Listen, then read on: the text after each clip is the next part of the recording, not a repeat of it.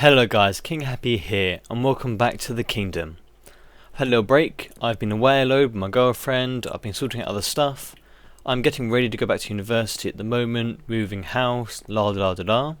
Also had some PC issues, so you may actually be able to hear the fans on my PC at the moment. I've gone and retrofitted the fans on my case with a set of load of new ones, but currently my power supply fan is kind of dying. So that's quite worrying. I may need to replace my power supply at some point. Don't really want to do that. It's going to be quite a mess if that happens. So anyway, I do apologise if you can hear it. So last time we actually got our slime farm done. That's one of our kind of super farms we had left to do.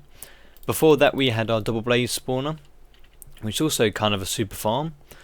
And really the final super farm I want to do on the world, and I say super farm as in like a big mob type farm, is the wither farm. Now that will be next time. I've got to go design still. I've got I think I'm going to push and do it on the quadruple cross section before we get to 1.7. I'm not planning currently to update to 1.7 unless they do any kind of structures fixing or anything. At the moment there's nothing to say they will change it at all, but I'll finish this world otherwise in 1.6.2 before we get to 1.7 proper update. So today I want to do two things actually, and one of them I've done before on the Hermitcraft server. I want to make a squid farm, but it's not the same kind of squid farm I did before. Of course the principle is the same because that's how all squid farms kind of work, but I want to make it so I can turn it on and turn it off. It was a suggestion from one of my subscribers. They said, what if you had sort of dispenser or something and turn the water off, so you'd have no squids coming through, and then turn it on when you want the squids. I thought that'd be a really nice idea to have up here, so I'm going to put it in the middle of this and have them fall down into the centre of this little mob area. It's still very dark. We'll be adding lights very soon. For those of you who haven't been seeing this bit, this is the kind of all of the vegetation farms, and we're having sort of mob farms over here inside the actual base and spawn. So on a little farm here to turn it on and off, and the squids will fall down like rain, be collected in a box here and go to a chest or something. Same sort of idea as the actual slime farm it had, apart from I don't really want to have an automatic thing turning on and off because it's a little bit cumbersome. I also have a little switch saying turn it on, turn it off, and of course squids, it's good to get them to get the dye. And actually on the surface of this world I did go and finish taking out all the water from my spawn chunks quite a little while ago actually. I haven't really said anything about it. Hello. I need to make sure all the air around my portals are spawn proof on the overworld, because they do attract zombies and things in from outside spawn chunks, which is a bit annoying. So to show you that we've kind of finished the actual surface of the spawn chunks, and of course it's night time. So our whole surface inside spawn chunks is completely covered with the stone and the glowstone, so inside it's all spawn proof and it's all light. Now the plan was always to get carpet and put it over the whole of the spawn chunks in a pattern of different colours and things, and that's why I'm making all these little farms that have different dyes and things in them, so I can make some sort of massive pixel art on the floor. Still undecided on what to do for that, but we'll see at some point. We've also been mining out some more slime chunks to give me some more room down there. Get this before a zombie hits me. So I'm going to start laying out where I want my squid farm to be, and that's the first thing we do today. And the second thing, I want to actually work on the potion sort of area. So I always wanted to have sort of boxes or chests, let's say chests, so a chest for each potion along a long line, and then basically you'll take potions out of them and use them. The potions will then sort of be checked by a comparator or something. If the chest isn't full, then it will make more potions until it is full. So I take a load of 5 potions out and use them. When I come back they will have refilled as we're in spawn chunks. It will keep working even if I go through the nether. So I come back, there'll always be a chest full of whatever potion I want. Now that was the idea. I'm going to try and do it today. So I've got this massive space here mined out for ages. I don't think it's going to be a very small contraption at all. But we're going to give it a go as well. So first of all I'm going to get this squid farm started. Now it's a bit annoying to sort of wire up all the dispensers so they actually work as they kind of want to, no, all let the water out and then come through, fall down little waterfalls, and then let the squid spawn. And when I turn them off, they're going to make sure that they all turn off and don't make additional source blocks up the top, which will then break the farm from actually turning off. So I'm going to start mapping that out. It's going to be just below the surface, and then it's going to come down about 15 blocks or so. So it's going to be just up there, and then it's going to fall all the way down to here. Not the most efficient way of doing it because you can kill them up faster, but it'll be good enough. As there's no water in the spawn chunks, the rate should be okay if I'm standing around the middle. But any beyond that, there's water still, so it's not going to be fantastic if I'm standing here for spawning. So anyway, enough talking for today. We're going to start getting on with this, and I'll be right back for an update. Okay, so this is the plan on what to do. I've got dispensers on every single source block that I'm going to have, apart from where I'm going to have my blocks to make the waterfalls. Now, I've shown this on tutorial before, and I will link that in the description if you want to see that and the explanation behind it. And I'll show that in a second what I mean by what I'm changing for this, because normally my source blocks of water are on y equals 64. At the moment we're already on y equals 63, so I could build exactly the same but have it popping out the ground. I don't really want that. I want to make sure it's all covered up so it looks completely flat from the top. So that will be covered up. My next block is the redstone, so that's going to go in anyway to turn these dispensers on. And I've got actually the dividers between them to show you where the actual sort of waterfall parts are going to be. And all the rest are going to have source blocks in. Now I could have it such that there'll be a source block on that one, and when they came through they might make a source block here. I don't think they'll work on a waterfall though, because they're not on a floor, so it's just flat like this. Now this is an 8x8, so there's 64 minus about 12 blocks in the middle, so it's about 52 dispensers with water in. So it's quite a few source blocks that go through. So from this it's just small enough such that if I had an input like here, then it goes all the way right into that corner. So I just put it on with a redstone block instead. Just show you this. It only just makes it. So it goes all the way along, all the way along, all the way along. And then this one is on like level 2 or 1 of redstone signal. So it only just fits in if I have a input on one side. And all we need then is just a button, just an ordinary button, which will just basically turn it on, turn it off. So give it a little look at this. Put 4 items around. So all this will do is let go of the water buckets and then bring the water back in. There's nothing actually else going on at all. There's 2 in that. So that's 4 as placed, I believe, if my counting was correct without paying attention. So there we'll go, and then I would get 1, 2, 3, 4. So that's fine. That'll work perfectly well. I'm going to use gold for the centre. Probably won't see the actual centre, but oh well. I'm going to use the clay for the outside. And to be honest, it's all going to be very high up, considering we're going to go down maybe 10 layers or so. So you're not going to really see it much from down there, but we'll go for it anyway because it looks good. So I'm going to put in the water and put in the water buckets in here and everything else. Bring these pillars down so they're waterfall effect and everything else. And I'll show you quickly on the other world, and then I'll come back for the finished part of this bit. So yeah, this bit at the top would normally be above the squid spawning area, which I would have the source block in it to make more efficient. I've explained it on this video on this one before, but I'm actually starting around down here, so it'd be slightly less efficient anyway, but to be honest I don't need that much ink sacs, and this will outproduce all that I need, so that's good. So squids will spawn between level 62 and 46, and I'm going to go down to around here. So what level is that? Around level 50ish, 53, 54, to make it faster, and that's always going to be. So that's quite a simple little part of the farm, and I'm going to build that up, and I'll be right back to show you the finished result of that. Okay, so this is in the middle. I've got lighting at the bottom to attract the squids down, and the water will come down hopefully to these points above the signs. Thought I'd show you first before we try it. I haven't actually tried it yet myself. So because there's quite a lot of water around outside the spawn chunks, the rate should be very low. But if I AFK around or just do things around, they will come through gradually and they will build up. I can easily clear out some water from that side and over there, and the rates would get vastly increased because they're the only places really with water around. But it's not going to be a super maximum efficiency farm, it's just going to be going on and just be automatic.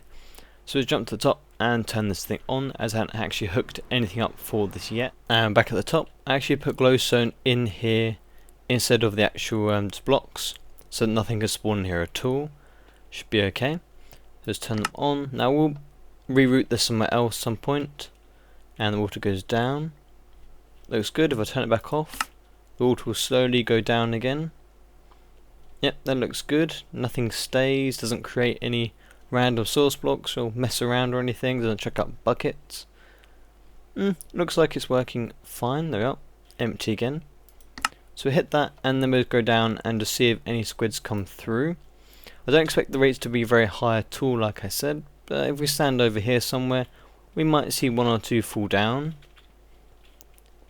Over here maybe. So we might see some, we might not. Like I said, it's not perfect conditions. It's nowhere near the perfect conditions for the squid farm. But it should be okay. Let's give it a few seconds. Now they can spawn over there or over there. If I unload a part, so I've unloaded that bit over there for the water, and I walk back again, then when they try and respawn, they might spawn there. Oh yeah, they are. There goes some squids. There you go. So they'll come down now and then when I'm walking around and they build up. Or I can just empty out some water from that side and that side. Wouldn't take very long actually, the bulk of it was in the spawn chunks. And here's some squid. I'll take that. Some must have spawned when we were running around. Okay, so some squid there. Very good. So that keep going. Now I'm going to do a little collection point here with a chest. And then wire up a on and off button for that up there. So I think I'll just do a thing at the back of this, because that's probably going to have a slime face on there, because this is the slime collection point for the slime farm. So I have a little slime face there, and then behind that I'll probably just have a tube going up, which will then have the red signal for this turning on and off. I think it looks quite nice up there actually. I've not actually used the clay blocks at all really, but I quite like that. So I'm going to finish up that farm anyway, and then we can get a start on this automatic potion area. So, see you in a sec. Okay, so the farm is now done. Got a raised platform in here, because this bit in here, sort of this area here underneath, it's actually a slime chunk. It's actually inside these little bollards here. So everything in here had to be completely spawn proof. And if I had the layer one level below, then the chest would be sort of underground. I could have done that as well, but I've done it here instead. Looks okay. It's got hoppers underneath, nothing too fancy, comes to a chest. I've got some buttons here which will then activate this to go on and off.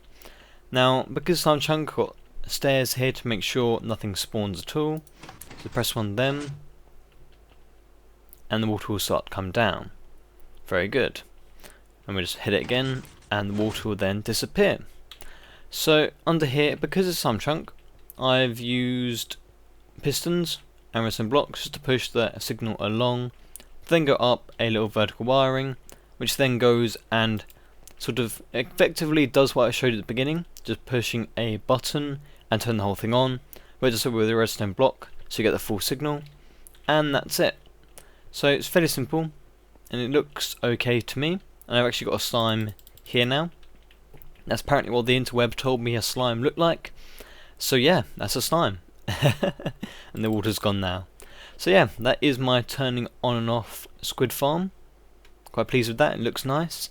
So now on to the potion area. Now I'm going to do a whole lot of work in creative and design bits of this, but the idea, first of all, we'll try and get as close to this as we can, and this is practical.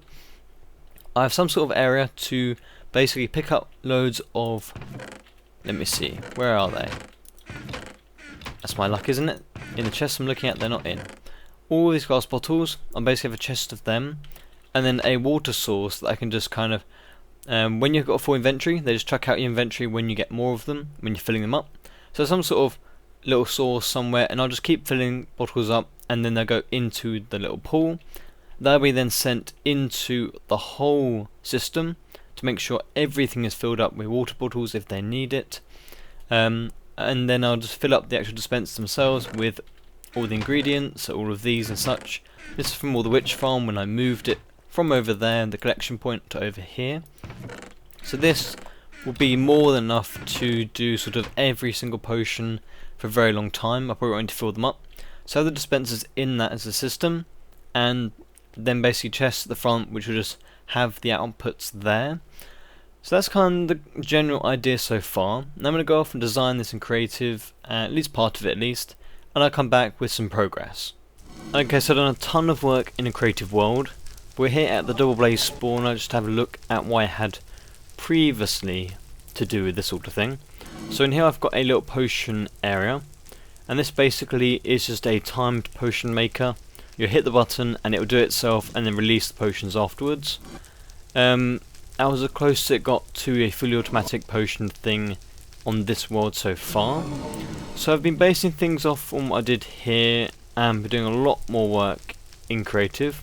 So let's go have a look now. So I spent a number of hours getting this prototype working. What I finished up with is just basically a chest. You take the item out of the chest and it refills itself. When it's full, it turns the potion stand off. That's basically the principle of it. There's more complicated things in that, but that is the basic principle. It's not something I've seen before myself. There's no interface to this at all. You don't touch anything, you don't have any levers or buttons or anything like that. You're not sort of selecting different things and then making potions automatically. It's one module per potion. So first of all you kind of think, tileable, can you do that? For me, I couldn't think of a way to do it. I had the water bottles coming in the front, going into the potion stand, so you take them out and they get refilled. I liked that idea and I carried it on throughout. Next, playing with how we actually check that our front chest has got no items in or is full. So if that chest is full, then we get a maximum length signal. On top we got droppers. Now, before on other designs I've done sort of this or this, going into a hopper in the middle and going down. Now, for trying to make things as smallest face as possible, so that they're sort of more likely to be tileable or just smaller footprint on the side, I can go back as long as I want. That doesn't really matter for my design. It's just the frontage that needs to be reduced. So doing this at the top made some sense, and it's quite clean, easy to refill if needed. For me though, I would never probably need to refill these droppers ever, as they are one stand per potion, and you can have this completely full for each ingredient for that one potion. You can do over 1,700 odd potions with that alone before any more, and that's more than I think I'm ever going to need in my survival world. So that hasn't needed to be a consideration at all for sort of checking the levels of items in those. Other people may want to, or servers may want to, but I don't need that. Playing around with getting this as small as I can to actually let the potions go through and the water bottles come back in. Playing with the potions coming, or the water bottles coming across and then going in as they go with overflow. Now the idea is kind of, I went from playing with these, so these are just diodes, basically long timers but not needing tons and tons and tons and tons of repeaters to make the same length of signal like these. I decided to use a oval timer for all of them. So the principle is, this timer goes back and forth. It will send out a signal now and then to all potion stands. If the potion stand has room in it, like this is active, and it will say kind of, there'll be logic in that saying, if there's space in here, when the signal comes around, use that signal to set up a cycle of potion making and then let them go through. If this is then full, it will then turn off and basically say, we don't want that signal. When the signal comes around, it will just not use that and it won't make any more on that cycle. So it will be a clock going most of the time, just one clock for all of them. This is a replica of the one I did on my Let's Play World. I was playing around with that as a basis. For what I've done over there, to make this see that it's full or not, I've got a 2 signal going into the comparator, well, a 14 signal. So I've got a lever this one's 15, this one's 14, and it goes into the comparator. So basically when this signal is greater than that one, it will give that a signal, and it will go round. And wiring goes up onto the droppers, like so. Then I was playing around with what happened on my previous design. Now, because of this, there's a quite small fault. It will actually let through an extra water bottle from them because the timing delays were not correct. Now, I didn't know why, so I went back to my previous design, and on this, because there's things in this, like so, which chuck some water bottles in here. When you stand onto this pressure plate, it's going to let those potions go through, and nothing goes through after that. When you get off, it will then refill the potions with water bottles, and nothing else will be spilt. Now for this, you activate the pressure plate, which first of all locks this one, and also unlocks this one. So on the first tick, that's locked, and that one's unlocked. Because if this one goes down, that's immediate, and so is this one from this here to here. The next tick, then this one will change, and then lock it. Now you locked it twice from this side and that side. When you step off, it will then lock that one, and this will be changed as well, and then one tick later this will be unlocked. So there's a delay between them, so nothing gets from this one to this one on the same cycle. Now to replicate that, I was playing with different things over here. So on this first tick, you would have the signal coming around from your switch or whatever else you have. It will activate this one, and then you got the actual changing of redstone torches, which would then take this afterwards. And that works. A bit cumbersome though, and not very friendly for making kind of compact in this. So carry out with this. Now this is a smaller one. Now there should be things in here. No, there isn't. So I've got water bottles in here, and I've got potions in here. You activate it. It activates a redstone dot, which is there. And that should go through now. Yep, that's correct. Basically, redstone dot there replicates the redstone dot you saw underneath, and then the two redstone torches going across. But it also does the top one here, which gets pulled across and then locks the top on the first tick. So this one and this one change at the same time, and then this one. And then you unpower it, and it goes through correctly. And that's fine. But because of that, if I want to do a checker from my chest, see what's in it, with a comparator like so, then this bit here will mess it up. So if this is on, then that's going to mess up that for checking the signal level. And next, because it's not a dot, when this is on, it won't invert the signal here, because it has to be a dot for that. And update it. There you go, it turns off. So changed it around, so it's now a 3 wide instead of 2 wide, and so a signal underneath and signal on top. Just goes around a little kind of S shape instead of going straight forward. And a little timing circuit in here, a little diode, just to give it enough time for those potions to go through, and then let go, and those be refilled again with water bottles. Now because of this, I've also built in the timer and everything else. This signal checker, you saw that already. This is the on or off bit, so if this has got room in it, then you take one out. This gets turned on, and when the signal comes from a clock, it'll come through, hit this and go into circuit, turn all them on and everything else. Now when this is full again, you'll turn it off, and then when the signal comes around, it won't go anywhere at all. So that's its safety measure on that.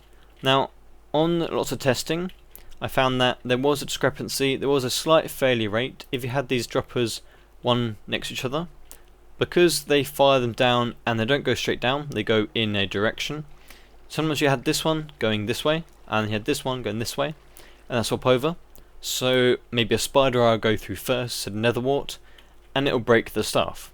So doing a one gap between them worked perfectly because they would have a longer delay, and they wouldn't have any chance to get matched between. So yeah, that worked there, and I've got the space going backwards, so that doesn't bother me at all. Like I said, it's only the frontage that I'm really bothered about. So that looked good. And of course, you have extra storage on them if you're crazy. I don't think I really need that. But yeah, that's how it works. That's pretty simple. And then chests coming from there, going to the front.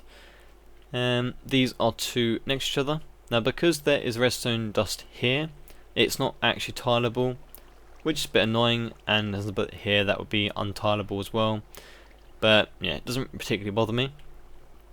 Going through though, I originally thought, no, how many potions do I need? So I pulled out all the ones I thought were actually kind of needed at all. I know we got the new potion in 1.7, the water breathing one. I don't really think I'd use that one. We'll go through, we've got invisibility, harming, strength, night vision, healing, poison, resistance, swiftness and regen. Now the red ones are the ones I thought I might actually use, and I don't need ones that are non-splash and splash. I'd only use one form of them, so having all the red ones would be okay. Yeah. So over here, if I only need maybe 7-8 potions, then I could do something like this. Instead of doing a wall like I was doing, sort of thinking of doing anyway, I can do a room like this with 4 on each side, and then having potion stands spaced like they are here, and then have a little map to make them come to the middle. So you can have the extra potions at the end coming to reasonable space between them, no, only one gap between them, and that look okay. And just have somewhere to fill up the water bottles and chuck them into the system. Over here I've got a little checker, so this will be added onto it as well. There'll be a holding area for the actual water bottles. I can chuck maybe 10 chests, double chests or something of water bottles through, and probably never come back ever, or not for a long time anyway. But when one of those chests are empty, it will then turn the clock off for the pulse going through. So basically when there's no water bottles, or there's a low amount of water bottles in the system, it will turn everything off, and that's fine. So that is basically what I'm going to be doing. I'm going to jump into Let's Play World now, and we can get on with this and try and get it done today. So I'll see you over there with some progress. And progress time. So all of the modules are in, all 8 of them. I actually changed up the hopper chains a load to make them work how I wanted them to. So that none of these circuits would interfere with them, so we won't need to mess them around. They're just gone that way, and these ones are reflected the other way. Change up the top as well, different way of delivering in the water bottles, and we'll just do a little sort of river going that way and that way, a bi-directional one, so the actual water bottles will go up in a system in this corner, go up to a chest up here, and then there'll be a row of hoppers going that way and a row of hoppers going that way, which will then pull from that one chest. So that should be fine. Now somewhere here probably just to chuck the water bottles in. Haven't designed that bit yet. The modules are in. They're one above the ground, so basically all you're going to see is something like that. Whatever. And I can put my little pictures on here or signs or something, and that'll be fine. You won't see any of the rest of this. I want to have kind of a roof in this, like a cave roof.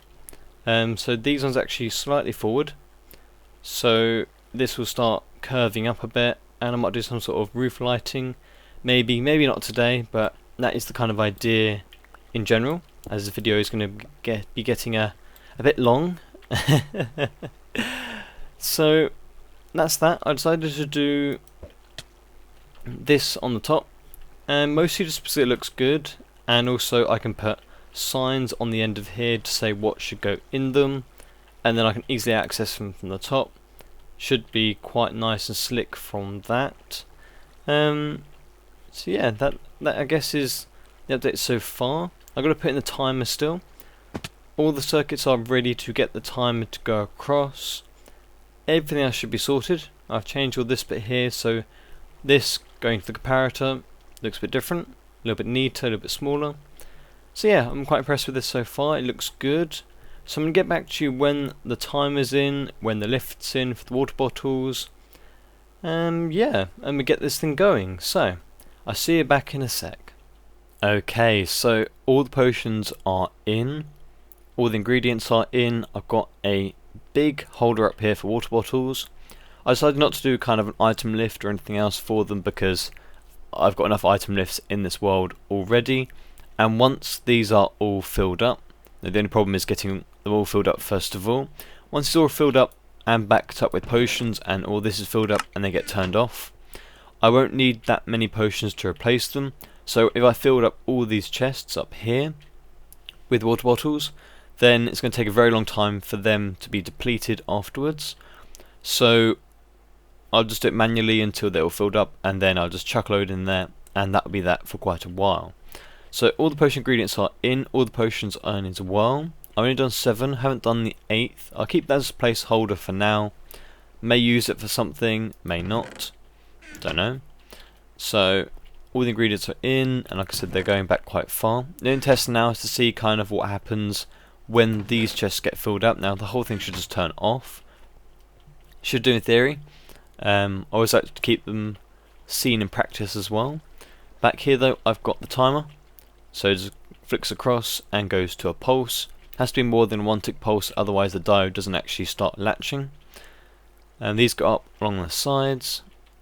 Just goes to a repeater, and then drops down, and then goes back up. To a repeater, drops down, goes back up.